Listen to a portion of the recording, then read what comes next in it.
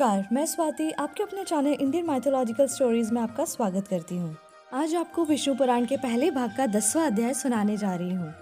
इस अध्याय में भृगु, अग्नि और अग्निष्ठात आदि पितरों की संतान का वर्णन है। श्री मैत्रेयी जी बोले, हे मुने, मैं आपसे जो कुछ पूछा था वह सब आपने वर्णन किया। सब भृगु की संतान से लेकर संपूर्ण सृष्टि का आप मुझे फिर से वर्णन कीजिए। श्री पराशर जी बोले, भृगु जी के द्वारा ख्याति से विष्णु पत्नी लक्ष्मी जी और धाता विधाता नामक 2 पुत्र उत्पन्न हुए। महात्मा मेरु की आयति और नियति नागनी कन्याएं धाता और विधाता की स्त्रियां थीं। उनसे उनके प्राण और मृकंडु नामक 2 पुत्र हुए। मृकंडु से मार्कंडेय और उनसे वेदशिरा का जन्म हुआ। अब प्राण की संतान का वर्णन सुनो।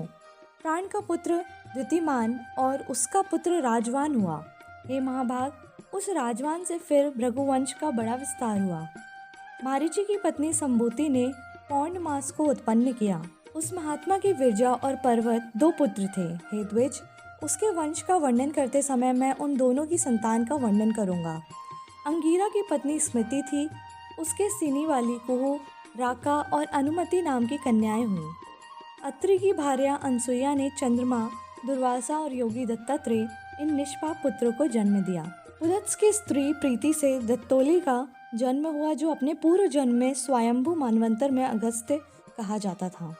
प्रजापति पुलह की पत्नी शमा से करदम, उर्वरीयान और सहिष्णु से ये 3 पुत्र हुए। ऋतु की संतति नामक भार्या ने अंगूठे के पोरुओं के समान शरीर वाले तथा प्रखर सूर्य के समान तेजस्वी बालखिल्यादि 7000 उदर्वरेता मुनियों को जन्म दिया। वशिष्ठ की ऊर्जा नामक स्त्री से रज, गोत्र, उदर्वबाहु, सवन, अनग, सुतपा और शुक्र से ये 7 पुत्र उत्पन्न हुए। ये निर्मल स्वभाव वाले समस्त मुनिगण तीसर मनवंतर में सप्तऋषि हुए।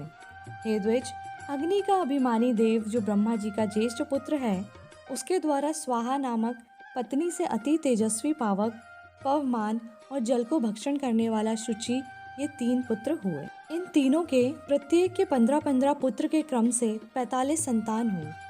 पिता अग्नि और उसके 3 पुत्रों को मिलाकर ये सब अग्नि ही कहलाते हैं। इस प्रकार कुल 49 अग्नि कहे गए हैं। हे द्विज, ब्रह्मा जी द्वारा रचे गए इन अनग्निक, अग्निष्ठाता और साग्निक, बर्हिषद आदि पितरों के विषय में तुमसे कहा था। उनके द्वारा स्वधा ने मेना और धारिणी नामक 2 कन्याएं उत्पन्न की। वे दोनों ही उत्तम ज्ञान से संपन्न और सभी गुणों से युक्त ब्रह्मवादिनी तथा योगिनी थीं। इस प्रकार यह दक्ष कन्याओं की वंश परंपरा का वर्णन किया। जो कोई श्रद्धा पूर्वक इसका स्मरण करता है वह निसंतान नहीं रहता। इसी से 10वां अध्याय समाप्त होता है। बोलिए विष्णु भगवान की जय।